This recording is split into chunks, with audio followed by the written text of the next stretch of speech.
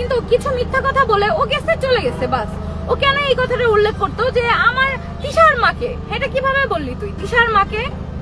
আমার মা তোর জন্য যেটা করছে, তোর মা সেটা তোর জন্য করে নাই। প্রেগন্যান্সি শুনেই তোর মা গালি দিতেছে। হ্যাঁ, যে একটা গালি দিছে, তুই জীবনে সংসার করতে পারবি না। প্রথম একটা বাচ্চা নিছিস, সেটা নষ্ট করা লাগছে আমার, এখন আবার তুই প্রেগনেন্ট। মনে আছে সে কথাগুলা? আমার মনে আছে। আমার মা এসে তোর কান্না থামাইছে, তোর কান্না দেখা, যে কান্না করিস না, আমি পাশে আছে। আমার মা স্টিল নাও পাশে আছে।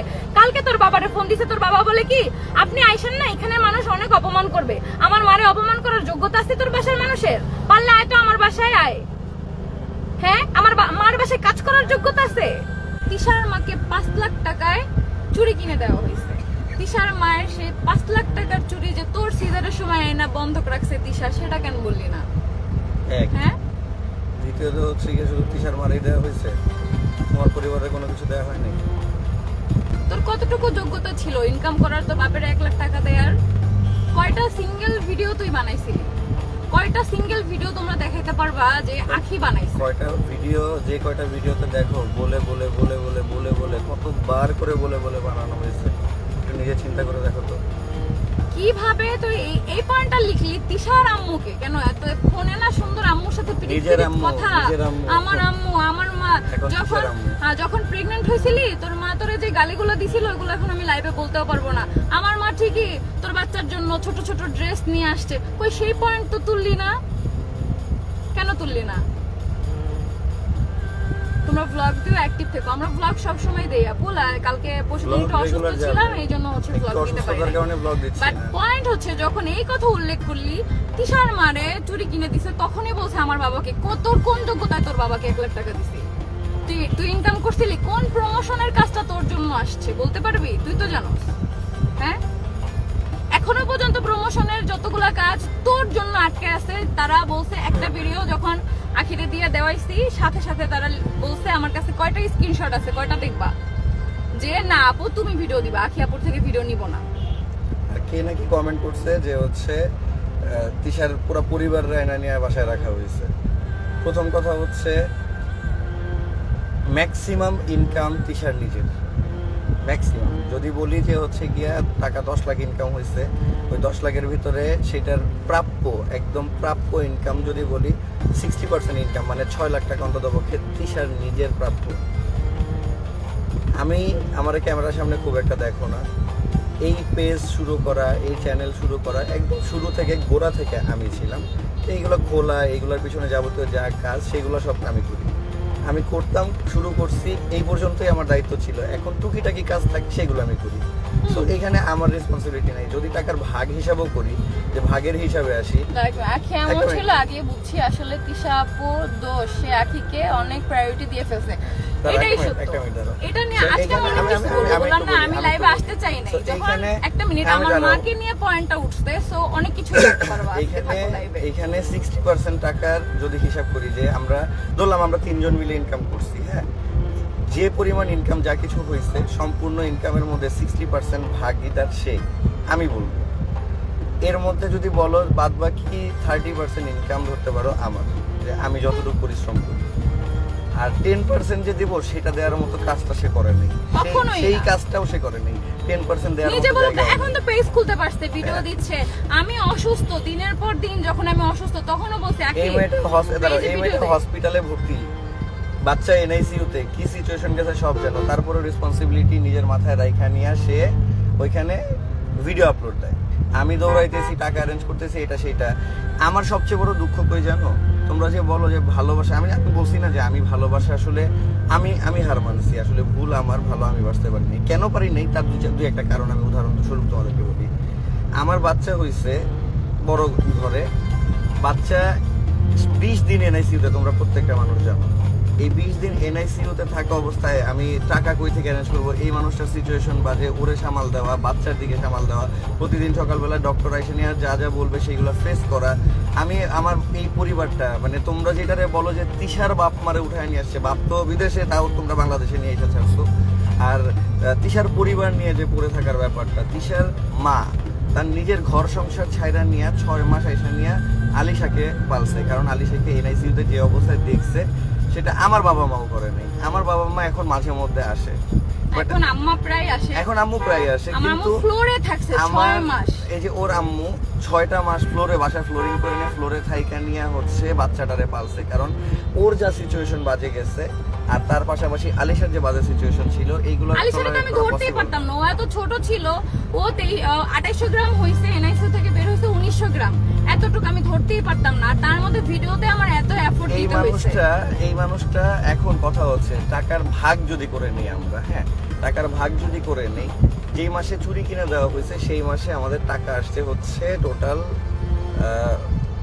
18,70,000 এরকম। তো 18,70,000 টাকার হিসাব যদি এখন করি, আমি ধরলাম অ্যাভারেজ 20 লাখ ধরলাম, 20 লাখ টাকার হিসাব, বাবা ধরলাম আমি 10 লাখ টাকা যাও, 10 লাখ টাকার হিসাবে যে পার্সেন্টেজের ব্যাপারে আমি আসলাম যে 60% ওর, 40% আমার, 10% ওর, কারণ ও কোনো কাজই করেনি। সো যার যার ইনকাম, যে ভাই ভিডিও থেকে ইনকাম হইলে টাকার হিসাব এখান থেকেই আসবে, তাইলে সেই যার যার কাজের অনুযায়ী আমি পার্সেন্টেজ বললাম, তাইলে ওর 60% টাকা মিনস 6 লাখ টাকা আসে। যে মাসে চুরি কিনা দেওয়া হয়েছে 18 লাখ, কিন্তু আমি 10 লাখ ধরলাম উদাহরণস্বরূপ বলতেছি, তার মানে 6 লাখ টাকা ওর আসে। ওই 6 লাখ টাকার জায়গায় ওর মারেও 5 লাখ টাকা দিয়ে চুরি কিনে দিয়েছে, ওর ব্যক্তিগত ব্যাপার। আমি আমার যে পার্সেন্টের যে টাকাটা থাকে ওই টাকা দিয়ে আমি কি করি না করি সেটা আমার ব্যক্তিগত ব্যাপার, ওর টাকা দিয়েও কি করবে না করবে সেটা ওর ব্যক্তিগত ব্যাপার, এটা সিম্পল ব্যাপার। সো ওর মারেও কিনে দেবে, টাকা কামাই করতেছে ও এই প্ল্যাটফর্ম থেকে, অন্তত পক্ষে অনলাইন প্ল্যাটফর্ম থেকে। আমার আদার সাইডের প্ল্যাটফর্মের যে টাকা পয়সার হিসাব, আমি আমার বউ আছে, আমার বাচ্চা আছে, আমি আমার মতো করে খরচ করি, সেইটা আলাদা হিসাব। ওইটা সম্পূর্ণ আমার ইনকাম আমার, ওর ইনকাম ওর। এই পেজ, এই ইউটিউব চ্যানেল, এগুলো দাঁড়া করানো, এইগুলো সব কিছুর পিছনে যে পরিশ্রম, যেটা আমার আর তিশার দেয়া আছে, এইটা মানে ওর তার কোন আকাঙ্ক্ষিত পরিমাণ আজ পর্যন্ত দিতে পারে নাই। মানে এটা বইলা যারা আমাদের রেগুলার ভিউয়ার তারা জানে, যারা রেগুলার আমাদের ভিডিও দেখে তারা জানে কি এফোর্ট দেয় কি দেয়। ওর মার জন্য ও 6 লাখ টাকা দিয়ে বা 5 লাখ টাকা দিয়ে চুরি কিনে দিয়েছে, সেটা নিয়ে লেখা হয়েছে। আর পাশাপাশি লেখছে আমরা কি পাইছি। আচ্ছা একজন দাদা কাজ না করলে টাকা পাবে না, কাজ না করলে জামাই খাওয়াবে, আর এক বউয়ের ভ্লগিং এর টাকার ভাগ পাবে না। হ্যাঁ, সতীনের দায়িত্ব না টাকা দেওয়ার। তারপরেও কোনোদিন একটা টাকা আমার অ্যাকাউন্টে আজ পর্যন্ত ঢোকায়নি, এটা সবাই জানে। আমার এনআইডি কার্ডই নাই, সম্পূর্ণ টাকা আসে আমার অ্যাকাউন্টে। এই যে ফ্রিজ কিনছে সেখানে নমিনি দেওয়া আখির, এসি কিনছে সেখানে আখিকে নমিনি দেওয়া, দুইটা এসির ক্ষেত্রেই বলুক আখি যে মিথ্যা, কারণ আমার এনআইডি কার্ডই নাই। বাসার যে ফ্রিজ, যখন 1.5 লাখ টাকার ফ্রিজটা কিনছি তখনও ওকে নমিনি দেওয়া হয়েছে, কই সেই পয়েন্টগুলো তো বললো না। এই জায়গাতে সবকিছুর মধ্যে সবচেয়ে ইম্পর্টেন্ট ব্যাপার হচ্ছে কি, কাদা ছোড়াছুড়ি করতে গেলে আসলে ব্যাপারটা অনেক। তোমরা বলতে পারো যে হ্যাঁ, মানে যারা যারা আসলে পজিটিভলি বলতেছে যে ভাইয়া ঝগড়াঝাটি মিটাই নিয়ে চলে নিয়ে আসেন, আপনারা একসাথে থাকেন। আমি আমার দিক থেকে কিছু কথা বলি। দেখো, ঝগড়া লাগার কোনো ব্যাপার না, ব্যাপারটা হচ্ছে আমার যে জিনিসটা খারাপ লাগছে, তোমরা যারা মেয়ে মানুষ দেখতেছো তাদেরকে বলবো তোমাদের হাজবেন্ডকে একবার জিজ্ঞেস করবা, আর যারা ছেলে মানুষ দেখতেছো তাদেরকে বলবো তোমরা হলে কি করতো, আমাকে এখন একটু কমেন্ট করে জানো। যে আমি বাসায় নাই, মানে হাজবেন্ড বাসায় নাই, হাজবেন্ড বাসায় না থাকা অবস্থায় ওয়াইফের মা এসে ওয়াইফকে, মানে হাজবেন্ডের ওয়াইফকে আর হাজবেন্ডের ছেলেকে, হাজবেন্ডকে টোটালি কোনো প্রকার ইনফর্ম না করে নিয়ে চলে গেছে। টোটাল কোনো ইনফর্ম না, একটা সিঙ্গেল ফোন কলও না যে আমি ওদেরকে নিয়ে যাচ্ছি, নিয়ে চলে গেছে। সেইখানে কি আমার যে নিয়ে আসাটা খুব যৌক্তিক ব্যাপার? আমার যাওয়াটা উচিত? এটা কোনো মানে হয়? আমি এত পুড়ে গেছি যে হচ্ছে গিয়া আমার বউরে, আমার ছেলেরে তারা পয়সা নিয়ে হুট করে সাডেনলি নিয়ে যাবে, সেইখানে আমার যায় নিয়ে হাত পায়টা নিয়ে আসতে হবে কেন ভাই? আর কি পড়ে গেছি? রাস্তার ভিখারি মনে হয় আমারে? আচ্ছা যাই হোক, এটা হচ্ছে গিয়ে গেল একটা ব্যাপার। তার পরবর্তীতেও আমি এত কিছুর পরবর্তীতেও আমি নিজে সেই দিন ওরে মেসেজ পাঠাইছি। এখন আখি আক্তারের কাজ করতে প্রবলেম নেই, আমাদের পেজে কাজ করতে প্রবলেম ছিল। জি আপু, এটাও থাকতো। আমি অনেকবার বলছি যে যদি কোনোদিন তুই চলে যাস তখন দেখবি ঠিকই দায়িত্ব নিতে পারবি, কিন্তু এখন সংসারের দায়িত্ব নিতে পারবি না। এখন এখানে ওর কথা অনুযায়ী আমি বলি না, আবার তোমরা তো আসো এই মানুষটারে ভুল বোঝার জন্য। যে মানুষটা, আমি বলি যে মানুষটা এত কিছু করছে সেই মানুষটারে ভুল বোঝার জন্য তোমরা আসো। জাস্ট বলি চলে যাওয়ার জন্য কথাটা কেন বলছে, কারণ প্রতিনিয়ত চলে যাওয়ার কথা কি। আচ্ছা, দ্বিতীয় ব্যাপার হচ্ছে, দেখো আমি তোমাদেরকে একটু দেখাই। তোমরা সবাই কম বেশি জানো যে হচ্ছে গিয়া তিশার কি বলে আশিকি জিন ব্যাপারটা আমি নিজেই তোমাদেরকে জানাইছিলাম। ওর আশিকি জিন নিয়ে ট্রিটমেন্ট করতে করতে হুট করে আমার কেন জানি মনে হলো, হুজুরকে বললাম হুজুর আমার মধ্যে কোনো প্রবলেম আছে কিনা দেখেন। এই কথা বলার পরবর্তীতে হুজুর যখন টের পাইলো, টের পাওয়ার পরবর্তীতে হুজুর আমাকে জানাইলো যে আমার মধ্যে ব্ল্যাক ম্যাজিক করা আছে, আমাকে ব্ল্যাক ম্যাজিক করা হয়েছে। আমি এই যে আমি জাস্ট দেখাই, এই যে দেখো আমার এই যে হাতে, এই যে এখন এই যে গোল দেখতেছো, ব্লগই দেখবে, আমি কালকে ব্লগ বানাইছি, ব্লগ এই যে আপলোড এখানে দেখতে পারবো। আমার স্টোরিতেও আপলোড করা আছে, আমি বলে দিচ্ছি। এইগুলা নিয়ে আমি বলি আমার পিঠে সম্পূর্ণ পিঠ, আমার স্টোরিতে গেলে দেখতে পারবো, আমার আমি প্রোফাইলে vlog যাওয়া স্টোরিতে দিচ্ছি, দেখতে আজকে রাতে পারবা, vlog upload হবে, আজকে রাতে দেখতে পারবা। আমার উপর ব্ল্যাক ম্যাজিক করা হয়েছে, ওর উপর জিনের প্রভাব, এই রকম সিচুয়েশন। আখি তোমাকে এই মুহূর্তে আমাদের খুব প্রয়োজন ছিল, তোমাকে এই মুহূর্তে খুব পাশে প্রয়োজন।